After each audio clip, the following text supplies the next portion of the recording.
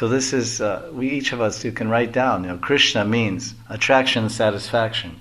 And then you can write, what does that attraction mean to you? And what does that satisfaction mean to you? How has Krishna attracted you? How has Krishna satisfied you? And then you turn it around from the other side. Well, how am I now you turn it around the other side, because everything is usually subjective reality. That I am the subject and I'm observing everything. And everything is traced to me. But now turn it around, now become the object. And Krishna is the subject. And now he's observing you. So now look at it from Krishna's side. So how am I becoming attractive to Krishna? And how am I giving satisfaction to Krishna? And then we fall short. We know that Krishna is all attractive, and we can say, his world is attractive, sunset is attractive, sunrise is attractive, Himalayas covered with snow are attractive, a beautiful rushing stream is attractive, a beautiful bird is attractive, a cockatoo is attractive, or so many attractive objects and persons in this world, which are created by God. And satisfaction. And all the things that God creates are satisfying. He creates food and fruits and vegetables and cheese and milk and ice cream. All these things are God's creation, and they're satisfying.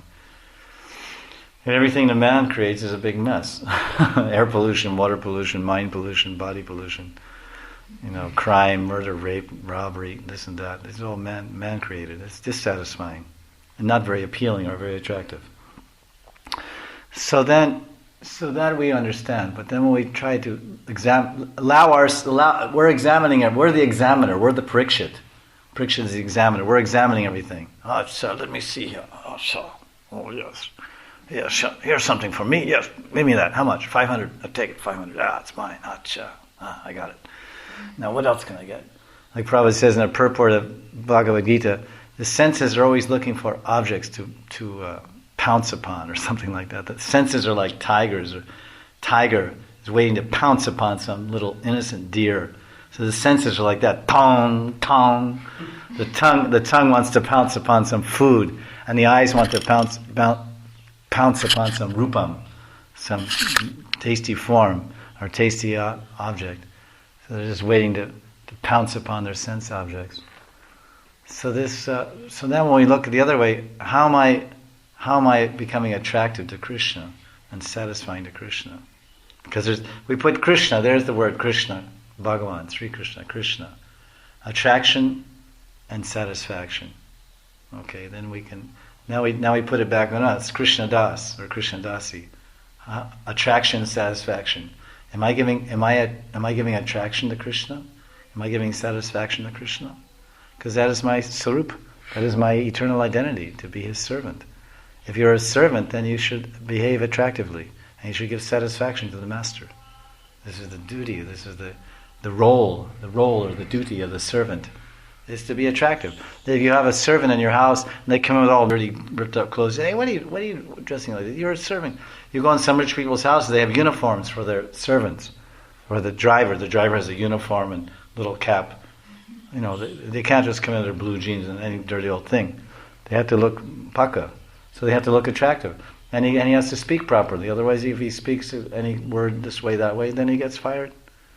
Or if he gets in the car and he's supposed to be quiet and drive the car, and he says, hey, boss, I was playing cards with my friends last night. And I say, well, yeah, be quiet. I don't want to hear about this. Be quiet. So the same way, Krishna, he's observing. And he's saying, how are we acting in an attractive way? Are we speaking attractively? Are we acting attractively? Our behavior is attractive to Krishna? Our speaking is attractive? And if it's attractive, then it'll become satisfying. Because attraction and satisfaction are interrelated. There's an interrelation between the two concepts of attraction and satisfaction. If something is really attractive, then just to look at it, it gives you satisfaction, mental satisfaction. If something, rupam, it's sankarshan rupam, if the rupam is attractive, then if we take part in that rupam, if we look at it, we feel some satisfaction. Or something is rasam, taste, attractive taste, and we take part in that, then we feel satisfaction. Or attractive sound, some beautiful music, really good music, then we let our ears go in that direction. And then we listen for we feel some satisfaction. So this is Krishna. If we allow ourselves to be attracted to Krishna, we let our senses go out to Krishna, we let our hearts go out to Krishna, then what will happen? We'll become satisfied. Satisfaction will be the result. The result of that attraction will generate satisfaction. So there's a synergy between these two concepts of attraction and satisfaction, and that's why it's the perfect, ultimate and perfect name for God is Krishna. Because because this includes the whole universe, the whole gamut of experience is included within attraction and satisfaction. You can't find anything outside of that. You can't find anything outside of that or anything more complete than these two concepts of attraction and satisfaction. So therefore this is God, this is Krishna. This is our Ishta. Our Ishta is not Shiv. Shiv means auspicious. The word Shiv means auspicious. So people worship Shiva. Okay, that's okay. It's a good word. It's also these names of the demigods are also names that glorify Krishna, Bhaktivinoda says. Because Krishna is also all auspicious. So Shiv means all auspicious. And Brahm means all pervading. So Krishna is all pervading. And Indra means king. The word Indra. So Krishna is the king of all kings, God of all gods.